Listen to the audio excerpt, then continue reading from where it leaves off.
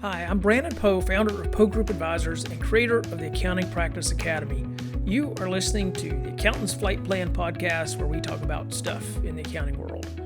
If you're looking to buy or sell a practice, we are the premier accounting practice intermediary firm in the industry. Check us out at PoeGroupAdvisors.com. If you're a firm owner looking to build a more profitable practice while actually reducing owner hours, sign up for our practice management workshop, which only runs a few times per year.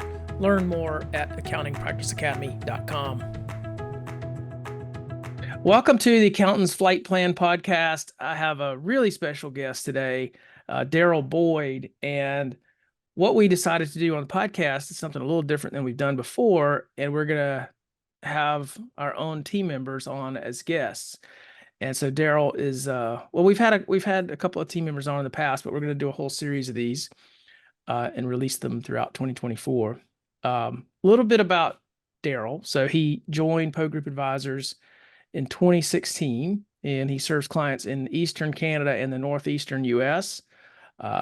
He's a firm believer in prioritizing the people side of accounting firm acquisitions and strives to bring a personal rather than simply transactional approach to the industry. Before joining our group, he was a project manager in the engineering industry, which he thinks is surprisingly similar to the accounting industry, which maybe we'll expand on that a little bit. And when he's not brokering practices, you can find him coaching an accountant on how to run the kind of accounting firm that a business owner really needs. So I like that. Welcome, Darryl. Oh, thank you for having me. Great to be here. Yeah, it's I think it's an interesting story too, just how we got connected from across the border. Yeah, for sure. Yeah. So back, so I went into the Toronto market, I think it was like 2006. hmm And we were introduced by uh, an accountant that we both knew and in Toronto. And I asked him, I said, do you know anybody entrepreneurial? I really want to um, get someone on the ground in Toronto to kind of help us expand. hmm And he said, let me think about that. And he said, yeah, I think I do. I know this guy. And then we got connected. And so, yeah, that's sort of my side of things from the early on, and love to hear your perspective on that. Yeah, it was an interesting time. I was doing project management at the time, as you had said, for an engineering firm, and my wife was actually moving out of teaching and starting her own business. And so, as she was doing that, once it was settled and everything was working well, I said, "Hey, I'm thinking of doing something new." And so we talked about it. And so I talked to my accountant and I said, "Hey, looking at maybe buying a business, getting involved in something just different." And he said, "Well, interesting that you mentioned that because," and he just mentioned this connection with Brandon. And so he gave me I remember writing down the number. As a matter of fact, I just found it the other day. I have got this little this sticky note with Brandon's phone number on it. But so I gave Brandon a call. And I immediately liked him, as most people do. We had a good conversation. And so I talked to Lisa, my wife, and I said, okay, look, this is kind of intriguing. Um, at first, it was sort of interesting because she said, well, accounting firms, like, isn't that kind of boring? And I said, well, I don't think so. It doesn't sound like it would be. So anyway, I said, look, if this is going to be anything, I got to go down and meet him. So, of course, as Brandon said, I'm in Toronto, Ontario. So flew down to Charleston, had a great time meeting Brandon and his family, just talking about this, looking at the possibilities. I think I'd say what hit me the most because I remember passing through DC on the way back, and I called Lisa and I said, what hit me the most about the trip was that what Brandon was doing for accountants aligned really well with how I'm wired, my core values, as it were. And and that was really significant. I just saw it as being an amazing possibility. So when I got back, Brandon and I talked some more, had more conversations about what things could look like, and that's how things got started. Yeah, it was it, I knew you had a lot of integrity, you had a lot of questions, you took in the information very quickly, and which kind of is going to bring me to my next question, because I it may not have been the easiest deal, but I remember the first deal you had was it just kind of clicked really well. Hmm. And I think I remember saying, yeah, they might not all work out this easily, Darryl. Like, I just want you to know. That's true. Yeah, I remember that. It's funny too how these things kind of tie in because when we had I remember when we were walking, and excuse me, I often remember things because of where I am or a place or something. And we were walking in Charleston, which, of course, if any of you haven't been there, it's beautiful to go and visit. Great city to walk. And so we were walking, and you were talking to me about sellers, and we don't push people to sell. Like this is a pretty big deal for many accountants. This is their whole life's work, and so to be able to stop doing that and turn it over to somebody else, it's a pretty big deal. And that resonated with me. And so when I when I was looking at the first deal I had a good conversation. There were two partners. They were excited about the possibility of moving on, and but then there was one who it was an interesting conversation because I had Brandon in the back of my mind and I was thinking, okay, I want to be sure that they're good and ready. And so at the end of the conversation, it just seemed like that the one partner still thought, okay, this would be a good possibility. Yeah, I see that I could, because they were little bit younger and they could just continue doing this. And so the other partner called a day or two later and said, well, Darryl, I think you lost a sale because you talked my partner out of selling.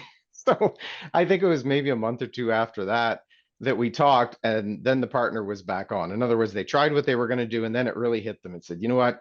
I just this isn't going to this isn't going to be for me. But it was interesting because I know I had worked kind of like what Brandon had said to for the best interest of my client to say what do they really want, and I found that across the board that yeah, with sellers it's a pretty big deal. They have some thinking to do, but after that it was really smooth sailing. Found a great buyer, and I felt like because we got that motivation out of the way right at the beginning, that the rest worked really well.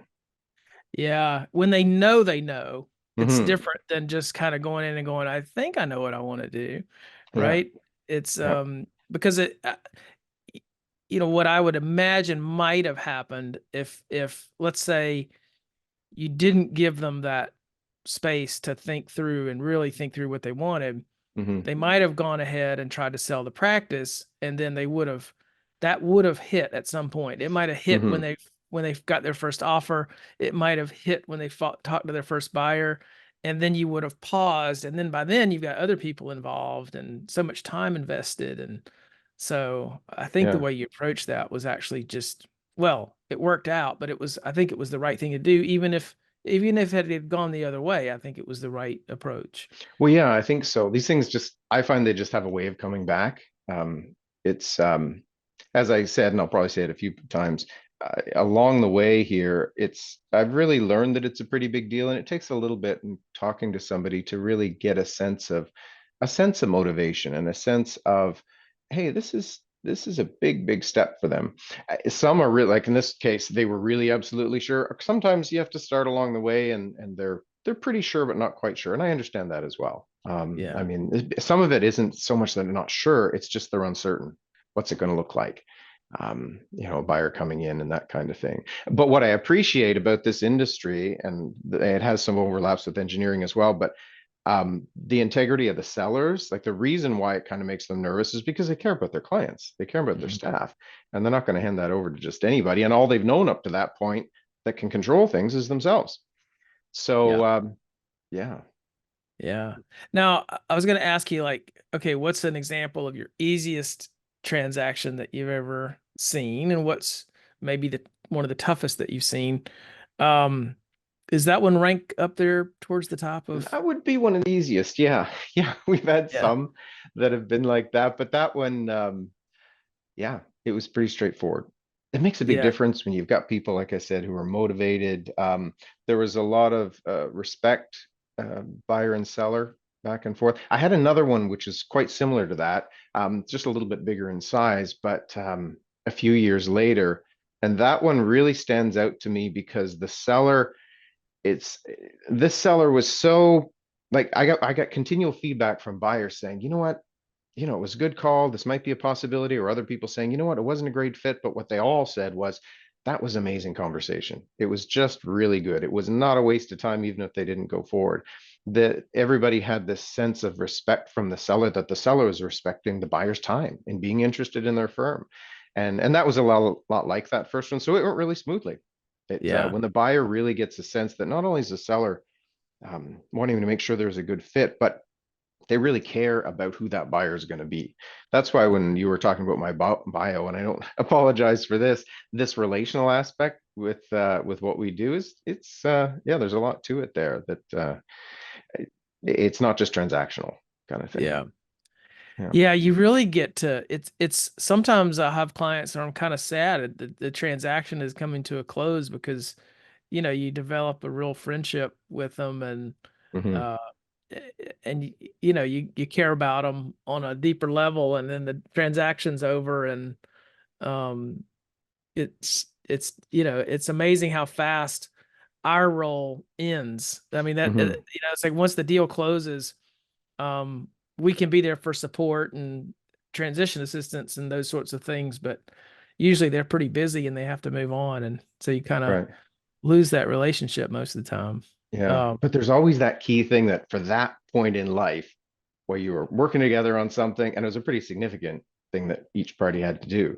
So yeah, there's that kind of that tie-in that doesn't really go away. And yeah, I don't know about your experience, but even just following up with sellers, there's always that little, we went through that together kind of thing. yeah, exactly. Yeah.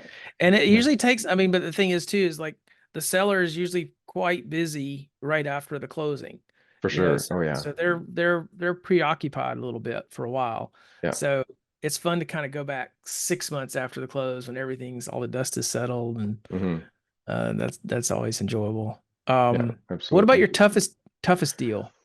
Um, well, I would I'm going to describe it like some practices are easier to sell than others. So I'm not talking about so much the difficulty of actually finding a buyer and selling, but just the experience of it. I did have a seller once who had a really good firm. I got to give them that. It was just really good. Um, but you know that what I was just talking about when I talked about a seller that really um, they have that respect for the buyer. They're putting themselves in the buyer's shoes and saying, "Look, I know somebody else has to take this over, and they're paying for this practice. They want to be able to keep the clients." I think this particular buyer, and it's awful to say this, I suppose, but I think they were so focused on the dollar and they were so focused, and hey, we get really good value for our practices, but it was almost as if it was never quite enough kind of thing. And so remember I talked at the beginning about that relational thing. That was tricky when it came to be with buyers. Now, as it turned out, got a great buyer. This was a few years back. I talked to this buyer actually in the spring, and they're doing amazing because it was really a wonderful practice. But it's almost like the seller knew it was so good, so they were just focused on the practice and the money in their pocket. And it took a little bit of it took a lot. It didn't take a little bit. It took a lot of conversations to help them to be able to understand. By the end of the process, I will say that they certainly did a great job in helping with transition and all of that kind of thing. But that was a bit more of a struggle. It wasn't hard to find buyers. They were there, but it was almost the seller. And maybe for them, maybe that was their way of wrestling through this. Like I said, it's a Yeah, big deal to sell your firm. Maybe for them, that's the way it came out, and you never quite know. But and we talk a lot with, as you, of course, with sellers, and we have a lot of conversations. And so I don't know, you're wanting the seller to say, "Oh, can you just give a little bit here? Like you're getting an amazing price." And I should say they've gotten, well, it was quite an amazing price for their firm. So, uh, yeah, yeah, that one was a bit of a toughie. yeah. I remember that deal, and I Hmm. remember uh talking with you about that one. I think I know exactly which one you're talking about. So, Hmm. And yeah, hey, like I said, the buyer's doing well, and I've even talked to the seller after that, and they're fine too. But maybe there's something about this significance of handing over something that's very close to one's day to day and their heart and everything, that it brings out something that maybe wasn't there before, and you kind yeah, of just got to work through it. Um, yeah. I do yeah. think motivation is really important because Hmm. like you said, if someone's not ready to move on to that next stage of life, because that's usually what happens when someone sells, Hmm. is they're turning the page and they're entering a new stage of life, whether it be retirement, which is a big change, right? Yeah. Hmm. That's a big lifestyle change, or it's a whole new opportunity, and there can be angst around that. Like, am I going to be successful in this new opportunity? Is this going to be what I thought it was? Um, so those are hard things to really be fully committed to Hmm. because they're big Yeah. changes. Yeah. So And it's just so different from person to person. So you don't know how much you're going to get of, the one person that wonders, I'm sure you've had these conversations. You're talking to a seller and they're being very sincere when they're saying, I don't know what I'm going to do now. I don't know what my mhm. life is going to look like. And then there are others that just have, like the one that I mentioned to you that would had such good feedback from buyers. Their work was getting in the way of their life. Like they just had so many things to do after they retired. And Yeah, but it's just different. People are yeah, people are different. yeah. It's absolutely. So Hmm. um so what would you say to someone who's like contemplating a sale? Hmm. Let's say they come to you and they want to get ready, Hmm. whether it be ready with what they want to do next in life, whatever their definition of getting ready is. Hmm. Can you think of one or two pointers that you feel have helped people the most over the years? Um, Preparation is good when you have time for it. Sometimes it seems as sellers, you kind of just wake up one day and say, okay, I'm going to sell, and they list and off we go. And we have a lot of those and it works just fine. When you have an opportunity to plan ahead, then it gives us the opportunity to talk about things that might be like, for example, there could be things that a seller might not think that a buyer would be concerned about at all. But then you start to get through the process and you realize that, oh, wait a second, here's something with the buyer might have a problem. Well, why would they have a problem with that? And you get into this discussion that had we had that discussion 2 years ago, could have put something in place to Mhm. mitigate that. Something as simple, Brendan, as a email and a phone number. I mean, there are a lot of people that they're a sole practitioner. They kind of just get used to using their personal phone and their email. And so I've had many cases where they go to sell and the subject comes up, and sometimes it comes up late. You don't realize this, and they're talking to a buyer, and they say, "Well, of course, I want to keep my email that I have, which maybe is the business URL and phone number." And the buyer's saying, "Well, but that's part of the goodwill I'm buying here, is I want to be able to have the clients contact me." And you have this discussion here where a seller, honestly, they just didn't think of it. They knew they wanted it, but they're making an assumption about it. And Mhm. so there are a host of those kinds of things that if you can talk about those beforehand, and that will really help. I have some sellers that they sort of have a long-term plan. We talk once a year, sometimes even do just an update in the valuation once a year, and they're just ready. I mean, some of them, there's one I talk to every fall. I don't know if they've got a great practice. I don't know if there's anything they could really do to make things better. I know it'll be a really easy sale, um, because it's just so good, and they've taken away all the clutter, anything that would get in the way Mhm. of a deal, which sometimes is different. The things that get in the way of a deal are sometimes different than how you run the practice. Sometimes they're the same, but sometimes they're different. Yeah. Sorry, that's a long answer to that Yeah, one. no, I think it kind of falls into two categories, right? In my mind, as we're thinking through this, it's getting ready for what's next in life, I think is Hmm. important because you need to Hmm. be motivated to sell or you're not going to sell. For I sure, think yeah. so. I think that's one part of it is like planning what's next. Yeah. And the clearer you can be about that, I think it serves you better. Hmm. To be excited about what's next, not leaving something because you're not happy with the practice. Hmm. I think if you're not happy with your practice, and I do find that a lot of practitioners fall into that category as they're approaching retirement, is they're kind of getting tired, they're getting Yeah. worn down a little bit. And so there's a negative feeling towards the practice.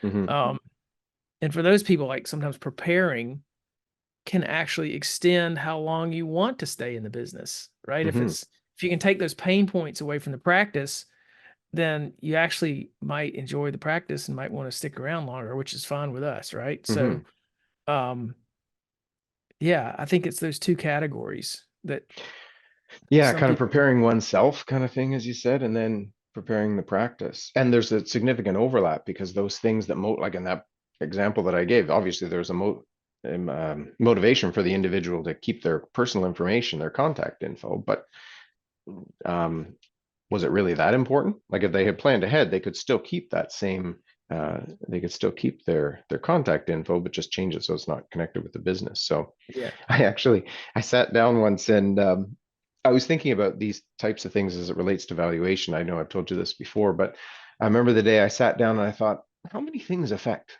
valuation and saleability? And so I just did this little brain dump of all this stuff. And I stopped at around 160, there's 165, something like that, different points that affect these things. And then I categorize them together. And I add to the list now too, because things come up. And these are things that when you're brokering firms, you just know they're just in the back of your mind. They're just always there, but they're not always there with the buyer, and they're not always there with the seller. So Yeah. you gotta work through these assumptions. That word assumption comes up a lot. It comes up a lot of my thinking.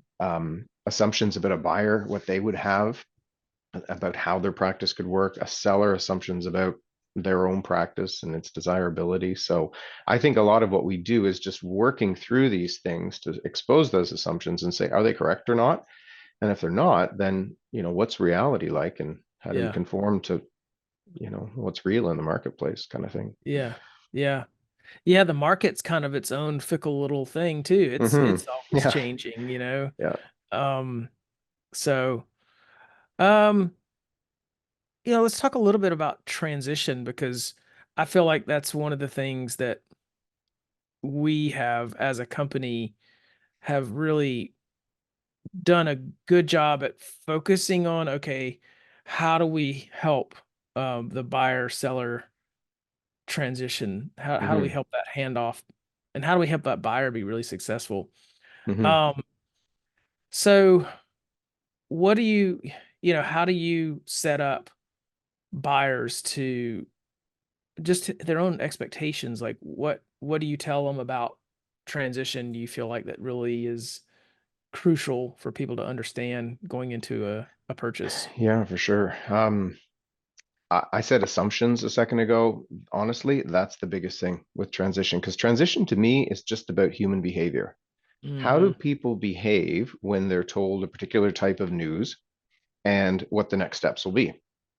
And honestly, sometimes this is where engineering and accounting can be somewhat similar. Is in You've got professionals, they care about certain kinds of things, but because they're hyper focused on doing the best that they can do and that they should do in the work that they're doing, whether it's financial statements they're doing or a design for a building or something like that. They do that really well, but they'll make certain assumptions about what their client wants. Now, sometimes it's very clear what the client wants, but if you've got an accounting firm, you've got lots of clients, they'll want different kinds of things. And some assumptions a seller makes, for example, would be, and sorry to say this to the sellers, but if a seller suddenly stops working, all of your clients aren't going to close their businesses. They're going to go somewhere else eventually. So you may be a really good accountant and you're really good at helping your clients, but you will be replaceable at the end of the day. Yeah. But there's an assumption that no, if I just, and this is actually the way I ask sellers, because the seller will say, look, my clients, they're really dedicated to me. I don't see how another buyer could come in there. And I say, okay, well, let's just say you walk away from your practice. I assume then your clients will just all close up their businesses too. Oh, no, well, they're not going to do that. That's ridiculous. And I said, well, where are they going to go? Well, they're going to find another accountant. I said, yeah, but that you were not there to help them to, build into the buyer and to help them with the nuances of the clientele from years back. And they start to get this sense that, oh yeah, I work through that assumption that the clients are just going to, that I'm the only person, but I can take that value that the clients have in me and I can build into the buyer. We can put together a plan. Same thing with a buyer.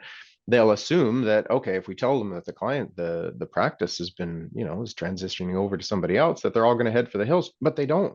Like, honestly, I'm not a CPA. I'm a client. My wife and I both have businesses, and we rely very heavily on our client, or on our client, on our accountant. And I kind of expect them to be able to pass us over to somebody else when the time comes. And as long as another buyer aligns with that, then I'll say, okay, yeah, that's good. I've trusted my accountant this far. I'm going to trust their choice of a successor. Now, if the Yeah. successor screws up, okay, yeah, but I just, it's really a pain to find a new accountant. Yep. So to be able to stay with the one that you trust and the person that they trust to take it over, that works. So for me, just working through these assumptions. Yeah. If you own a CPA practice, you're no stranger to the grind. It's easy to get so buried in work that you lose sight of the bigger picture. Oftentimes, in order to improve, we need to change our point of view. Accounting Practice Academy by Poe Group Advisors gives you that fresh perspective, so you can achieve success on your terms. This virtual workshop gives you the tools and mindsets to grow your bottom line and make your firm less owner dependent. You'll use your firm's data to zoom out and see your challenges and opportunities with amazing clarity. Most APA members come to realize that pruning their clients and doing less will actually generate more income. Poe Group Advisors has sold hundreds of accounting practices. We know that the firms that are the easiest to operate are also the most valuable ones in the marketplace. APA is the only workshop built from that mergers and acquisitions perspective, which means our members build more valuable practices. Create a better practice for you and your employees to enjoy, or build it to sell. The choice is yours. You're right. It's an interesting thing that happens when a practice turns over. I always explain to the accountants, like, look, you're dealing with these issues every day. You get up every day and you come to work on your practice. Mm-hmm. Your client comes in, you know, maybe they don't ever come in at all. Maybe it's all virtual. Um, and they may interact with you monthly. They may interact with you twice a year, once a year. Like, that's a small part of their life. Mm-hmm. So they're not devastated when they hear that you sell. Mm-hmm. They may be a little surprised. They may be maybe even a little disappointed because you're leaving and they had that trust, but they're not devastated. Mm-hmm. So Yeah, that's what I found. And but that's not that's not the immediate thought that sellers usually have. So it's, it's yeah, kind of working through that a little bit. yeah, Hmm. yeah. Which is kind of good that they feel that way, right? Hmm. That they care. That's the thing. I think accountants care.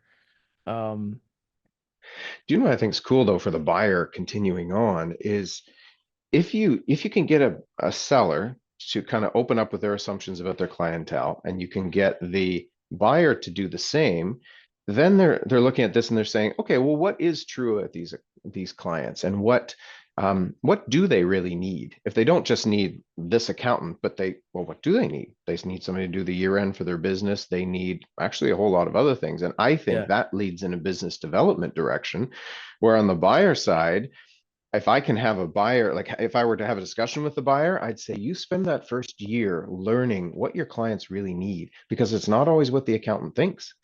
yeah, This is where I think it's interesting accounting going forward because people are concerned with, AI and automation and all of these kinds of things. But I firmly believe as a business owner, and usually I'm telling buyers and sellers, look, I'm the one who's not an accountant here. I'm thinking like a client. So you got to listen to me because I'm telling you what I need.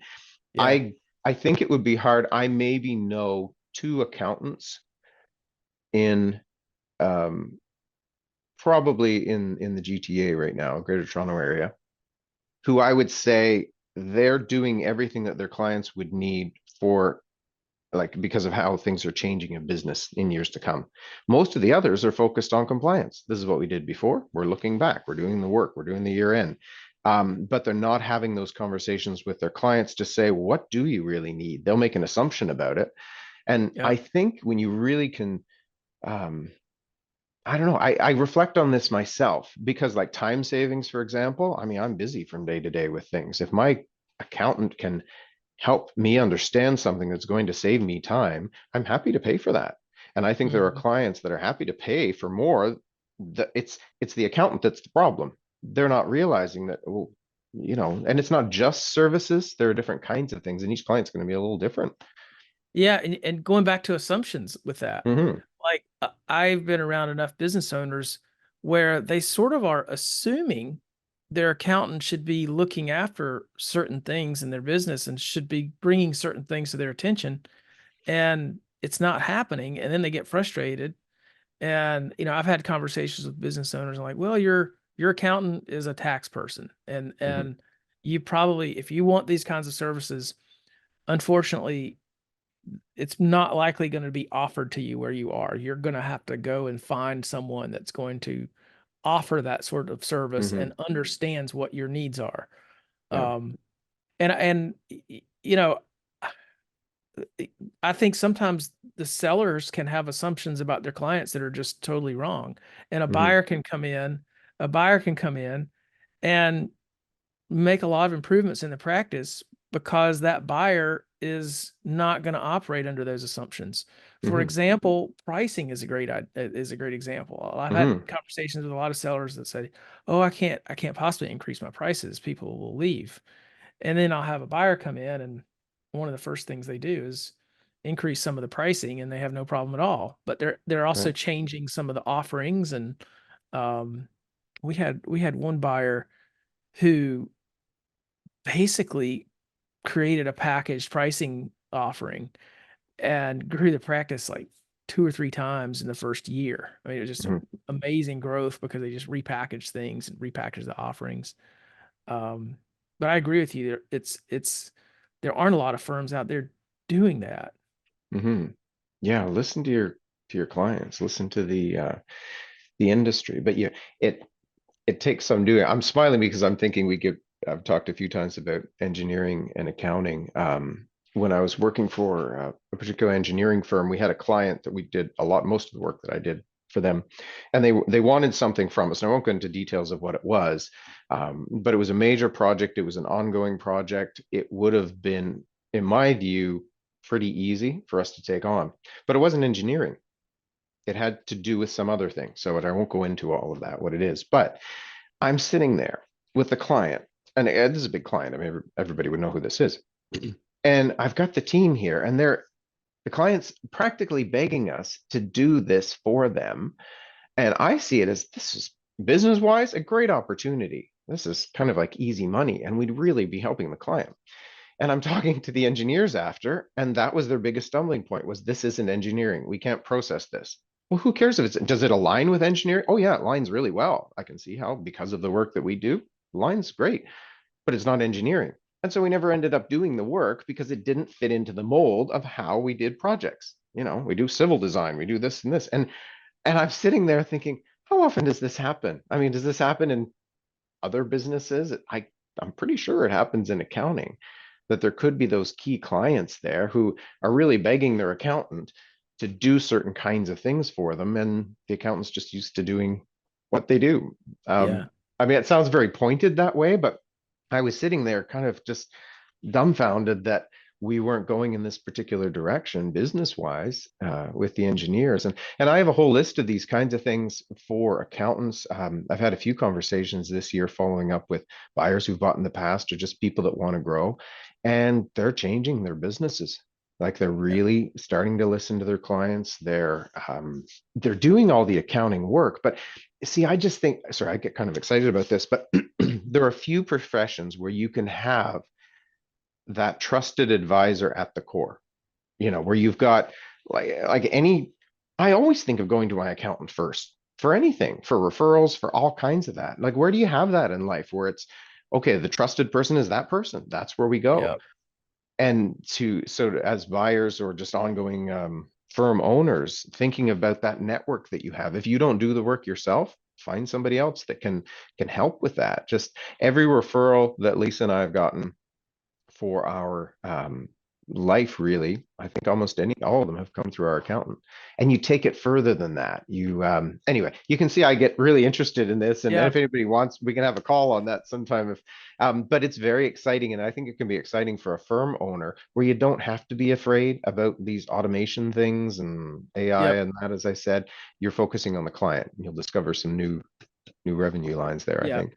And I like that. I like what you're saying. You've been referred to people. So that's an important thing to consider as well is just because a client needs a certain service, it doesn't mean you have to develop that service, around one client. Like Hmm.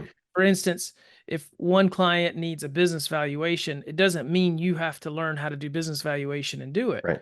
But you can find somebody in the community that could do a good job for that. And then a lot of your clients might need a business valuation over time. And then you've got that referral partner. And yeah, I agree with you, and I've had that experience firsthand too. I mean, I'm a CPA. I could easily do my own books, Hmm.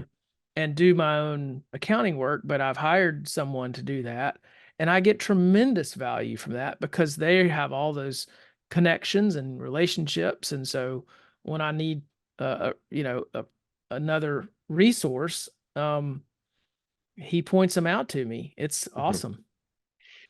And it can be a powerful business engine when you have different components, different providers working together. Because honestly, I will be happy to pay a little bit more to have whoever's going to take the lead, whether it's the accountant contacting an investment advisor, an insurance advisor, business insurance, life insurance, there are all kinds of Yeah. things. Um, Even other things that come in that are a little bit different that you might not have thought of that are related to accounting, like security, for example. I know big companies I can think of one in the States actually right now, that's an essential component of what they do. They're not just going to, they're not just doing the year end for their client. They're helping their client understand, well, you don't want to lose the money in these kinds of things that you've made. Security is a big deal. Yeah. So maybe they're not doing that, but they've got a contact for it. And so the convenience of having the accountant or even like a client relationship manager, maybe not the accountant themselves, but somebody that contacts all of these people to take care of getting, like at tax time, for example, you got to get all these slips and all the stuff together. The coordination, there's a firm that it was technically a personal tax firm. And we didn't end up selling them. They sold to a colleague. We were kind of talking about it. I was very impressed by what they were doing, but they had somebody else that was kind of close by. They were able to do their own sale, which was fine. But I said, well, what do you charge for a T1 personal tax return? They said, well, average is probably about 5 to 8 thousand. 5 to 8 thousand for a personal tax return. What are you doing? Well, we don't really do that much personal tax. We're sort of like the financial center for these families. Okay, well, tell me more about it. And they kind of latched on to this thing I'm talking about, where the tax return, that was just a tiny little part of what they did. What they did was they gave a family a place to go to basically kind of take care of anything to do with finances. And because they were trusted as the accountant, the family was happy to pay them a sizable sum to just take that off their plate. Yeah. It was kind of interesting to see how it played out, but I'd like to see more firms doing that kind of thing. Yeah. Yeah, we had a seller that sold his traditional practice to go into that sort of family practice. Hmm. Uh, because he had a couple of clients where he was doing that, and he decided just to do that entirely. So there's a lot of things you can do with an accounting practice, and that's one of the things that we sort of have a privilege of, is we get to see all these different business models for Hmm. how firms are operated. Yeah, It's really shocking how much difference there is in margins, how much difference there is in pricing, and just the whole models there's a lot of variation in the marketplace. right. Yeah. And I'd say that for somebody who's kind of struggling with where they are, because it happens, as you know, they might want to explore some of these things. Like you just mentioned about that individual, they changed presumably they sold that one practice type that they had, and they went in another direction of, more specifically for, families or large accounts that way. Different things for different people. So maybe the thing that you're struggling with as an accountant, because I talk to people like this, they don't like doing this particular thing, and you give them a bit of a vision for something different, and oh yeah, that would work. Um, Yeah. so anyway, it's yeah, lots of different ways of being an accountant, I think, Yeah, these for days. sure. Hmm. Well, tell us a story. Do you have a funny story? Like one of the like something that's just sort of a little off the wall that people would find entertaining or interesting? Oh dear. I'm not very good at being funny, Brandon. You know me. Well, well, this isn't entertaining, but it was a struggle. It was so I had a listing a few years back, and it was as it's a little more difficult to sell a listing in this tiny town, a small area. So I had a listing come up, but it came up, but it was a really good practice, and I thought, okay, let's just see what we can do. And then about a month later, I think this one was already listed, and I mean, I thought, well, there are only two accounting firms in this town. We'll see how it goes. Well, sure enough, doesn't the other one call and wants to list? So now I've got two firms listed in one town. but the thing for me though was, I mean, confidentiality is a pretty big deal through all of this. So you got to switch your mind all the time to think, who am I talking about here? Because there are so many similarities. Oh, and then of course, well, who's going to buy this firm? Two different buyers? Well, it makes sense if you get a buyer for one of them, they're going to want to buy both of them, which is exactly what happened. So you've got one buyer and they're dealing with two different firms. And man, I tell you, I was just every time you get on some sort of a Zoom call, especially when the buyer and the seller are talking together, to keep all this stuff straight. I mean, it was a bit of a challenge. So fortunately, nothing happened, but those kind of things, it was oh boy, a lot to keep straight when you just thought, what are the chances of having that happen in one little town? So yeah. It's I would have liked to have been a fly on the wall when each one of those sellers realized that the other, practice, because probably not very many firms in that little town, Mm-mm. you know, No, there's just the two, and they closed just the within a two. week of each other. And we were trying to think, okay, well, how's this going to work? Because you can't have them closed too far apart because word's going to get, you know how small towns work, word's going Yeah, to get out. So you always have to close them both at the exact same time, which is pretty much what happened. They closed within a week of each other. yeah, And anyway, it was interesting. Yeah, but that was a yeah, bit of a challenge. yeah. I bet it was interesting for them to realize that that had happened and that Yes, yeah. the same Oh, buyer and the bought. one owner had worked for the other firm before years back. So, yeah, you've got all of these things. So I guess those, you know how you said that a seller has to do a lot of work right after closing, Yeah, especially so in this case, because you couldn't, time can just allow people to worry, think about all of this stuff. So the seller had to be on, and they had somebody else helping them. They had to be on this right away to just keep, have those meetings, make sure you're talking to the clients. So they had a few different kinds of things to do all at once. yeah, That was, that was interesting for sure. yeah. Well, this has been a great conversation, and we could, Mm-hmm. we could talk for a long time about transition. I think we um we scratched the surface. We sort of talked about some high level concepts with transition, but we Yeah. do have a pretty detailed process that we take people through to help them understand their opportunities and understand their possible obstacles to transitioning well. And that's a that's a fun, I think, challenging part of our work that both of us enjoy very much. But Mm-hmm. Yeah, for um, sure. yeah, I know you're not a huge reader, but any books over the years that you could maybe just suggest to people? I actually am a huge reader. It's just the last few months I find I've had so many other things on my plate, so reading has set aside. Okay, this will be surprising, but I will tell you one book that has had it surprisingly has really helped me with when offers come in and when buyers and sellers see things different ways. So I won't go tell the whole story because it's long, but some of you might be familiar with J.R.R. Tolkien, who wrote Lord of the Rings. He also wrote a book called The Silmarillion, and there are parts of it that what's it called? Prime, Amazon Prime, whatever the Prime Video thing that they had done. What's it called? Rings of Power, I think, and they had components of it in there. Frankly, I haven't seen it yet, but Silmarillion. I first tried to read it when I was, oh, I don't know, I was in grade 6 or 7, and it was just too complex at the time. But I came back to it years later, and what I found is interesting is that it's kind of the whole story before the Lord of the Rings. So it goes back, and there are big histories there, big characters, really interesting. But there's this struggle that's going on, and I won't go into the whole thing with you. But what I just found, and it really struck me one day, and it comes up whenever these offers come up, is that because you're seeing this whole other world there, and you see the struggles that are happening, a lot of, we talked about assumptions a little bit ago.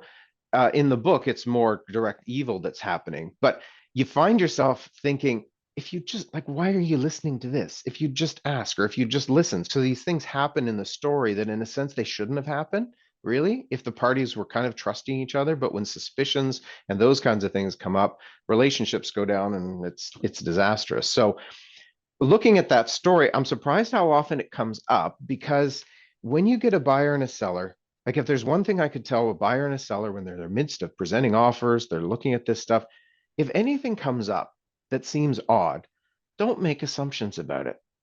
So often you'll talk to a seller and something will be in an agreement and they'll say, oh, this is the buyer's trying to do this, this, or this, or this.